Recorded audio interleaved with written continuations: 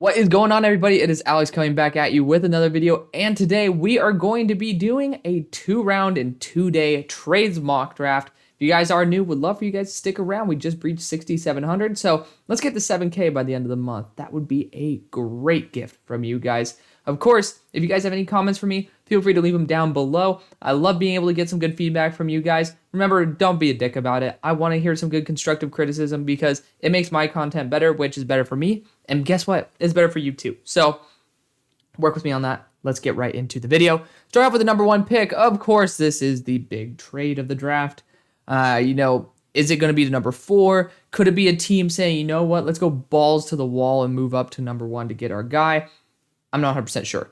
And you guys bring up a great point, and that is basically that the Bears are pretty much losing out on the player as well as the pick. So, yeah, you're losing out on number 1 overall pick. When you go to this spot, you're not even in the range to get someone potentially like Will Anderson or Jalen Carter. So, I do understand that. That is a very valid criticism. So, we are going to be making a move up here with the Colts because it does make sense. There's like a billion different connections back to the Colts organization. I like to usually do it differently, but, it's pretty obvious. This is a very strong connection. So I do believe that is going to take a 1 next year and then probably like the 2 this year. Bears fans, if you guys want to have more draft capital, go for it. If you don't, that's perfectly fine. I think the Colts could be in range for an interior offensive lineman at this spot. So they could want to say, hey, we'll offer honestly a next year 2 or a next year 3 because of the fact that the line class is so thin. But for this one, I think the Bears are going to be like, listen, we need that second round pick. We'll say, hey, you can disregard a 2024 pick for past round 1 if you give us this second round pick. So, yeah, Bears fans, I know you guys are absolutely like fiending for a billion draft choices, but just be happy. This is a great spot. And I think Bryce Young's the best QB in the class. I don't think it's close. I personally don't. I think that it's a 1, and then there's a significant gap before 2, and 2 is pretty much a 3-way tie between these 3. That's my genuine opinion. I think CJ nudges out that number 2 spot, of course, but I think it's a much closer race than that number 1 spot. That being said, my recent study of Bryce Young definitely does concern me. So I think that teams are going to get concerned with his amount of time that he needs, especially versus Mississippi State. There's just a significant time to throw issue. And it reminds me a lot of how Justin Fields started out, where it was like, come on, dude, throw the ball. Like, you're not going to have that much time in the NFL. I do worry about that with Bryce, especially since he's smaller, because that means more hits and then potentially more injury. I obviously know Jim Irsay likes his bigger QBs, bigger arms. I think CJ Stroud is probably going to be his main target coming up here. Obviously, he played with Marvin Harrison's son, Marvin Harrison Jr., so obviously you have those ties as well. I think CJ Stroud being the number 1 pick is not very far off. Number 2, obviously, if the board falls like this, I'm going to be going Bryce Young here. I like going Bryce Young for the Texans. His play style is similar to Deshaun Watson without the build and without the personality concerns, but play style, very similar, and that has led to success in the organization right there. I think that's just the smart move for the squad, and if they suck again, there's more quarterbacks next year. At least you're taking a good shot on a very high-level processor who's able to uplift talent around him. CJ, he just wasn't in a situation where he could do that because the talent was already that damn good. Pick number 3 for the Cardinals. You have yourself a pick between Jalen Carter and Will Anderson, and I don't think there's very much that you need to be really mad about with either pick. I think defensive interior is probably one of the worst spots in the class. The interior of the offensive line besides center and then defensive line is pretty barren. You got those edge rushers, which are very nice, but those true 3 techs and 1 techs are just very, very, very hard to find. And I think I want to bolster the interior more than anything. Yes, you can get someone like Carl Brooks, maybe round 2, round 3, but I don't want to put all my coins in one basket and say, hey, I'm going to go Will Anderson when I have guys like Myles Sanders who had a very high grade on last year who can develop into that, or you could get somebody else like that as well. I'm going to go back to the Jalen Carter train, allowing the Bears to then get Will Anderson. There's not much debate right there. We all know that this is essentially going to be the top 4. It's what order they will go in. That's the big question. Pick number 5 for Seattle. You have Will Levis here. Mel Kiper just took him in one of his recent mock drafts to right here. And yeah, you probably won't be in a top 5 pick for probably a little while. You have a good running core, you have a good O-line. Well, with a couple, like with a piece here, a piece there, you'll have a great O-line. And, you do have DK Metcalf, Tyler Lockett. So you do have weapons. And you have a very solid offense. You have Pete Carroll, who is a monster and a mastermind at the defensive side of the ball. English is tough. So at this spot, I will only say this about the Will Levis part. You might get a quarterback in another draft, and you might end up having to pick much lower. But I think if Will Levis were in, let's just say next year's class, and if next year's class pans out to be what we think it is, then who cares if it's at pick 15 or pick number 5 if they're worth the same amount, right? So to me, I don't think just because you're not going to have a top 5 pick means you need to force a quarterback, because I don't think Will Levis in any other class would be worth a top 5 pick, if you guys are catching my drift. So I'm looking at Tyree Wilson and Myles Murphy. Both fit perfectly well. Honestly, both do. Both are 275, 6'4", 6'6". Like, they're both going to be monsters in the run. You can do whatever you want. For me, I'm just going to go Tyree Wilson just because I want to change it up a little bit. It really does not matter. Pete definitely can move back in this scenario, and I would love that for him. But there's just not a player that is solely worth moving up to 5, because that requires multiple first-round picks. And the talent after the top 4 definitely gets a little bit more iffy. So I don't think there's many trade back options right there. But Myles Murphy is still on the board. And now there's that scarcity aspect. You had Tyree Wilson or Myles Murphy. I think that the Lions could totally trade back and then get somebody else. They can sit here and get Myles Murphy. I love both ideas. I really do. Will Levis is here, and there is the notion that Frank Reich is going to be the coach of the Panthers. I don't necessarily think you need to move up with the Panthers to be able to get a quarterback. I don't really see Will Levis or AR fitting into Vegas' system. So not necessarily concerned there. But again, you could see a team like the Titans want to get a guy like Will Levis. You could see a team, the Texans already got their guy, like the Jets wanting to get their QB. There are teams that are QB hungry. I just don't know who I'd trade up with. But again, I played around the idea. A lot of you guys love that idea of trading back and being able to get that corner later on. My only concern with that is, who's going to pay the price to trade up? Who's worth the price to trade up? I'm not sure anybody is. And so I don't think we have any bidders that are legitimate bidders here. I'm going to end up sticking with Myles Murphy, and we're going to just call it a day. Again, I would love to trade back and get Brian Breezy. That would be awesome, because I think that'd be great. Get Brian Breezy and then end up getting a cornerback there at 18. That's my ideal situation. I'm just not confident that a team wants to trade that much up to be able to get their guy. Pick number 7. So I've heard a lot about Peter Skoronski to this team. My only issue with that is this. You're going to be banking on another tackle to be able to move to right tackle and fill a need instantly when we know they need time to develop and when there's obvious flaws to their game. I love Peter Skoronski. You see it on my board right below my face. I think he's going to be a guard at the next level. I'm not taking a guard at 7. Never will. That's not my style. So for me, I'm not going to be going after a guy like that. Like, just Peter doesn't really fit what I'm looking for. If I'm looking for a versatile tackle, I'll go Paris Johnson, because he's played on the right side. I'll go Darnell Wright. I think Darnell Wright would be a great option, especially if you can trade back. But, you are sitting here, you're stuck in my eyes. I don't think there's I don't really see much of a position for us to wiggle and be able to get out of. Breezy feels like a Raiders pick as well. Does feel like he could go in this range, but he wouldn't have debated coming out if he was a guaranteed top 10 pick. He would have immediately said, I'm coming out. There's no doubt about it. The NFL's already super high on me. So I'm going to divert to my usual tactic, which is go a corner here. I think that's the smartest thing to do. Wow, Keely Ringo fell that much on their board. Very intriguing. And Christian Gonzalez is that ball hawk. Cam Smith is going to be a lockdown corner. Joey Porter is the big hulking corner. Devon Witherspoon is Devon Witherspoon. You can choose whichever one you want. I think Joey Porter is the highest upside in the class. I saw the game versus Purdue very recently in all 22, and he showed some obvious flaws. He on inside releases is not so good. Honestly, None of the corners are in this class, to be fair.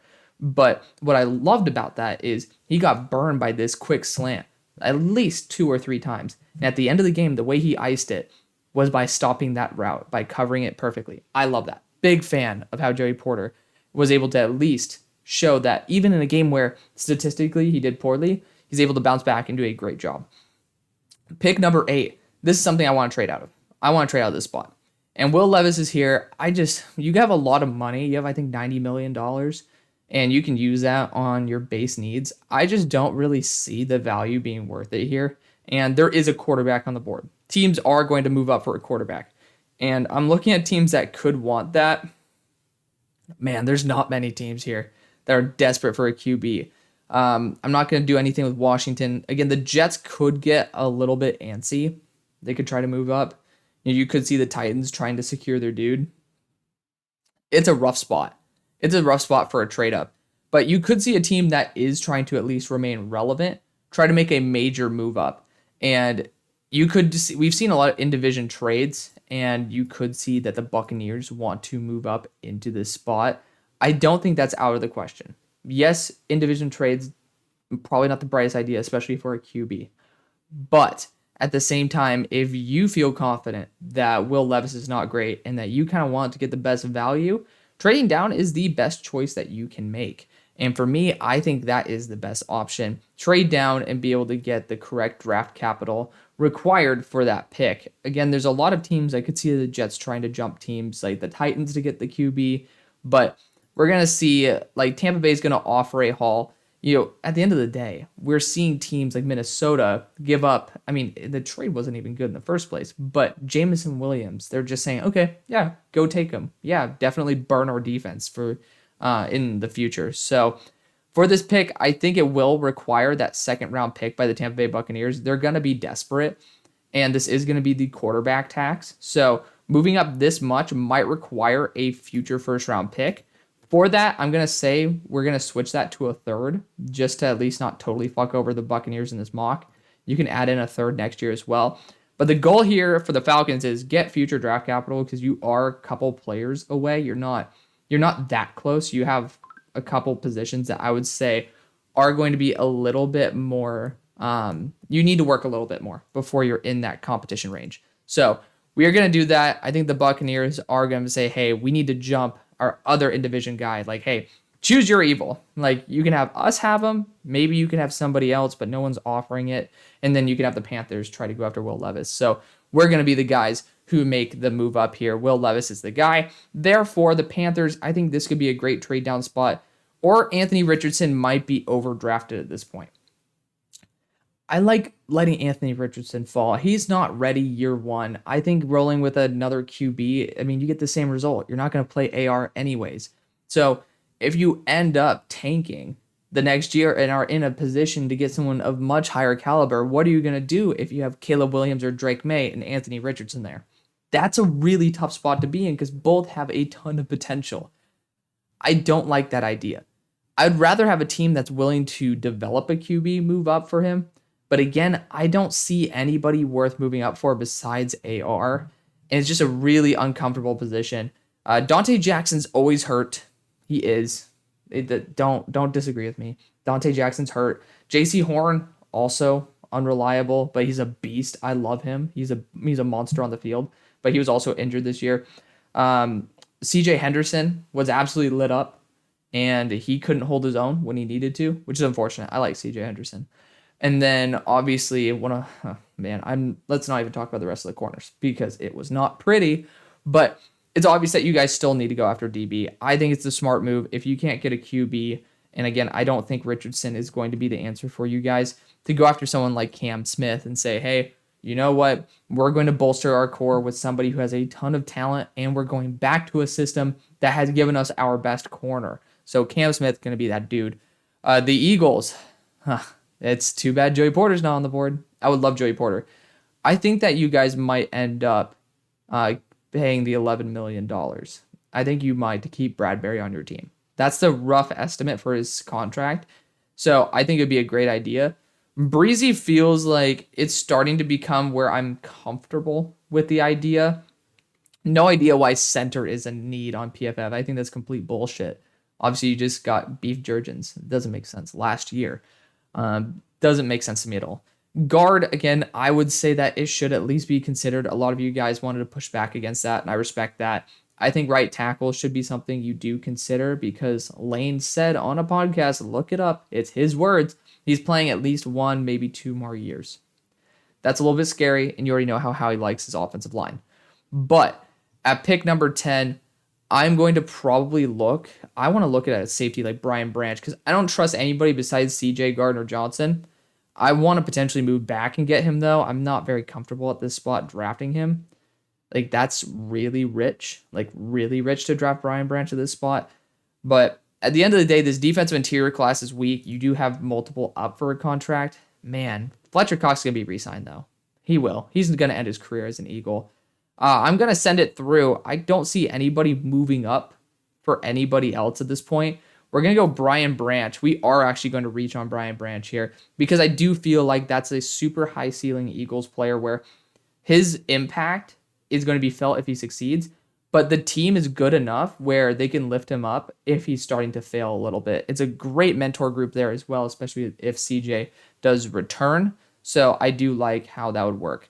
So pick number 11, offensive line, probably the place I want to go. Anthony Richardson's been practicing with Malik Willis. Don't really know if that's necessarily a good thing, but I think Peter Skoronski might be the guy I really like here because the fact is you need a guard anyways. You need a position on the offensive line. So if he doesn't work at tackle, he already fits the identity of your team as a guard. I think it's the best thing you can do. Pick number 12. So you guys could end up just going Breezy here again. I'm not nearly as high on Brian Breezy as everybody else. I'm not as low as his extreme haters, but I do understand there are some critical flaws to him. And we actually ended up getting Bryce Young, so that's great. Wide receiver definitely is on the table. You got Quentin Johnston here, but you do have guys like Zay Flowers that you can get in the second round, and they are comparable in terms of the value you can get. I don't know many defensive interiors that you can get and be completely comfortable with it. And Brian Breezy, I will put up with the fact that he doesn't know where the hell the ball is if he can at least get to the backfield. So it's kind of weird. It's kind of counterintuitive, but that is where I'm going to go with Brian Breezy. Pick number 13 for the Jets. I think Anthony Richardson would not be a bad option. It really depends on the OC. It really does.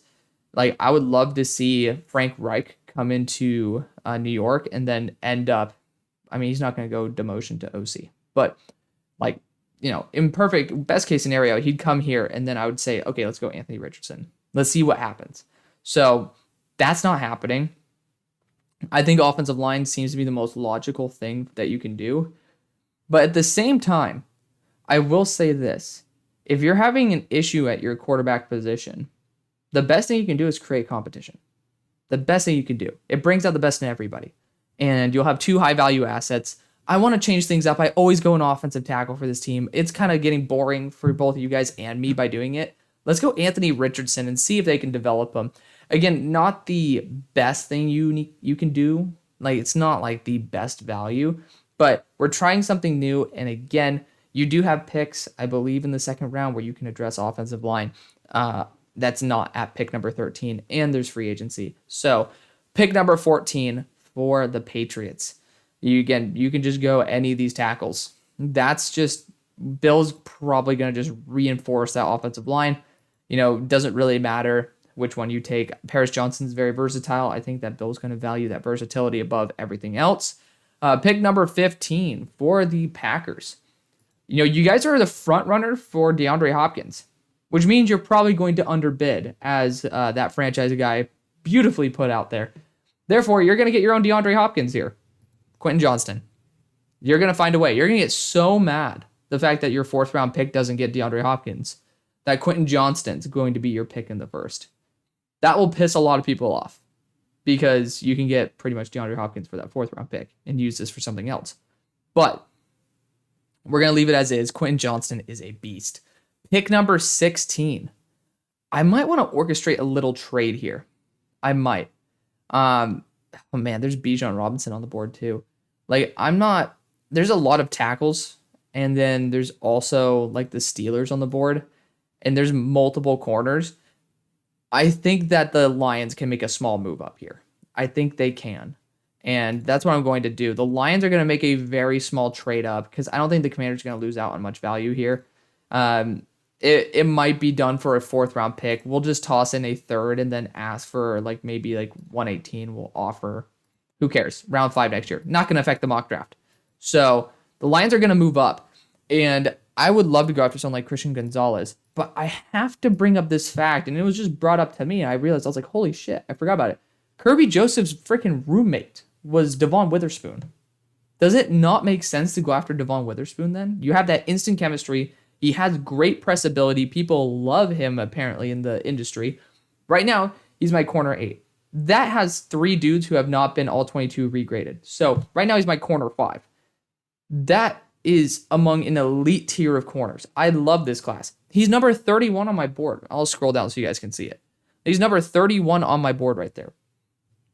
He's a monster. So I'm going to orchestrate that because I think it is a match made in heaven. He has the aggressiveness. He has the ability to just absolutely blow up a run play. I love Devon Witherspoon in that aspect. Pick number 17.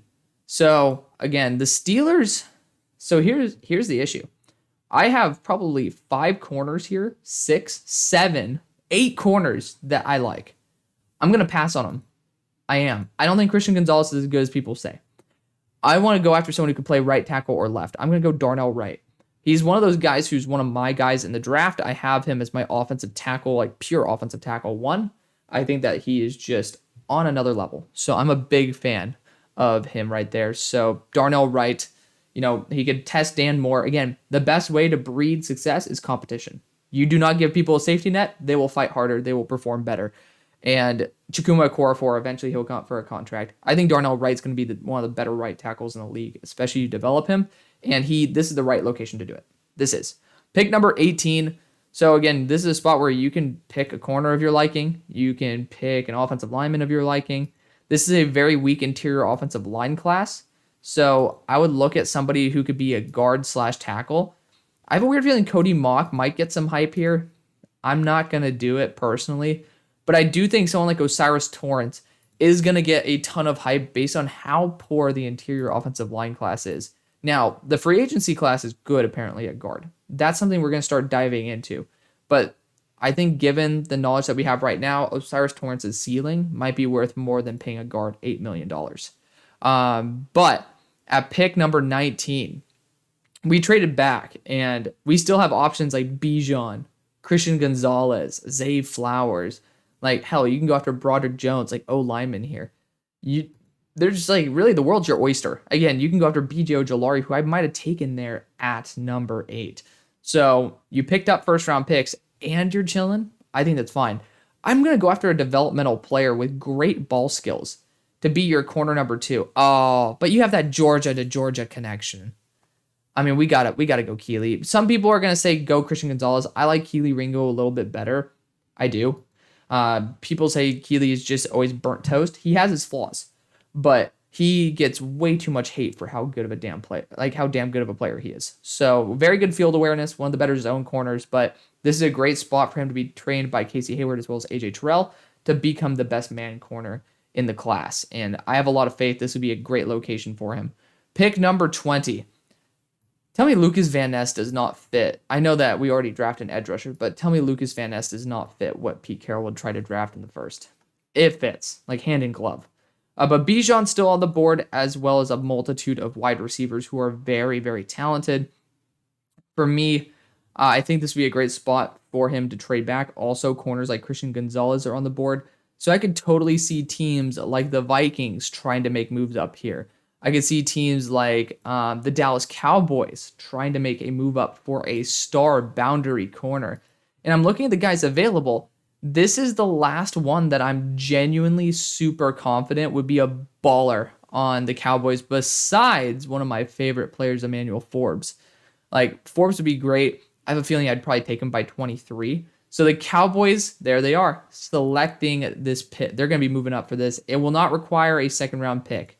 I don't believe it will, but it might require a 3-4. I do think that is very likely. So it could take a 3-3, but we're going to do a 3-4 in this scenario. The Cowboys have moved up to select Christian Gonzalez to be their boundary corner, which is an ideal situation in a lot of y'all's minds. So I love that for him. This is going to be a wide receiver. It's going to be Jordan Addison. If it comes up, that's just usually what happens. Pick number 22. You got Jackson Smith and Jigba. I do like that. I've consistently liked that. Let's look at the corners. Looking at the guys who are available, I don't see any of them in the mold of a Baltimore Ravens corner. Like, I'm just looking at it. I'd feel a little bit uncomfortable doing that. I'd rather go DJ Turner, who I believe the DC coached there at Michigan last year or 2 years ago. So I'd perfectly be fine with them drafting him in like the 3rd or 4th round rather than going after one here. So let's go after wide receiver. Let's go after Jackson Smith and Jigba and call it a day. It is what it is. Pick number 23. Now, I think Bijan Robinson would not be a bad option here remotely. I think that this would be a perfectly fine option for them because Dalvin Cook could potentially be cut. Alexander Mattison is gone. He is. There's no reason to pay him in the first place. There's no quarterbacks on the board for me to take. So I think this might be the best option. I really do. It's an interesting one because it might be one of those things on draft day like, whoa, okay, like they're choosing their direction. And I personally think that it's a very interesting option that I want to at least take a shot on this mock draft. Pick number 24. So wide receivers still plentiful, tackles plentiful. And I want to get somebody who's very versatile for the Jags. I like the interior of the offensive line for this team. I like getting a slot corner as well. Like Clark Phillips would be such a good fit on this team. But maybe I can move up in another round to get him. I don't think I need to force it in the first.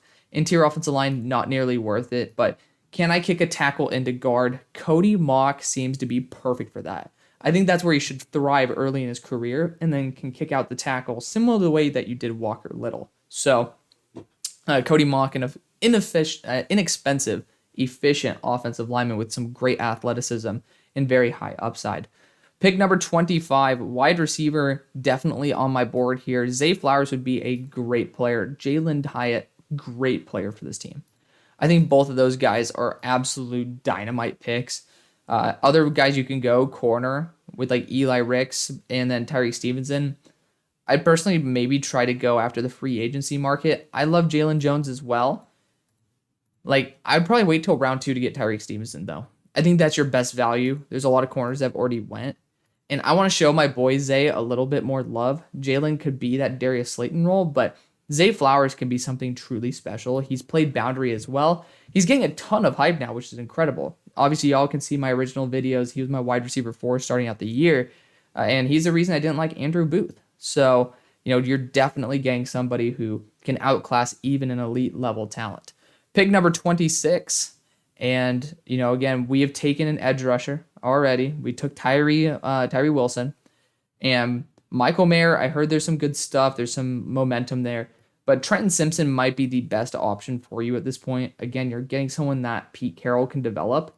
And to me, I love that. I saw him steal on edge and just like he's able to detach from blocks very easily, which is a very good trait to have.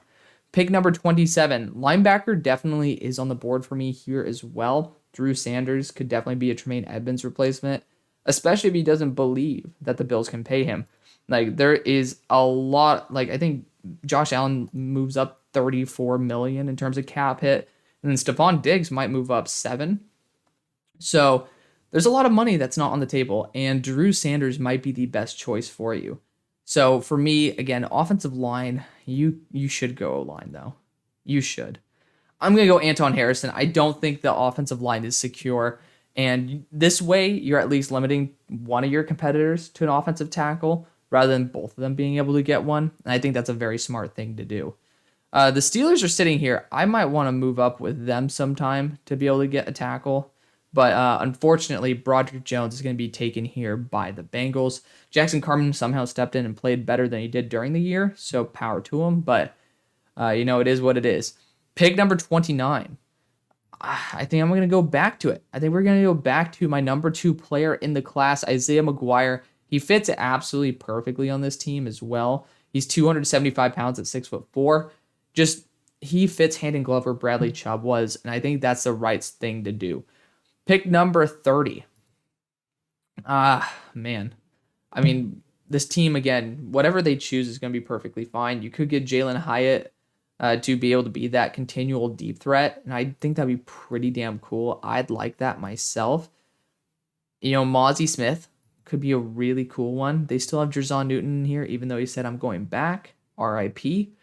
You could go an edge rusher here as well. You have guys like Andre Carter, but again, you can wait till the end of next round, get somebody of the likes of maybe Keon White, who might be better value. Or Lucas Van Ness. Lucas Van Ness will fit, though.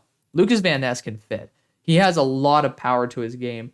Definitely somebody who I want to reevaluate again, but he's getting that first round hype. I'm going to give that to him, Lucas Van Ness.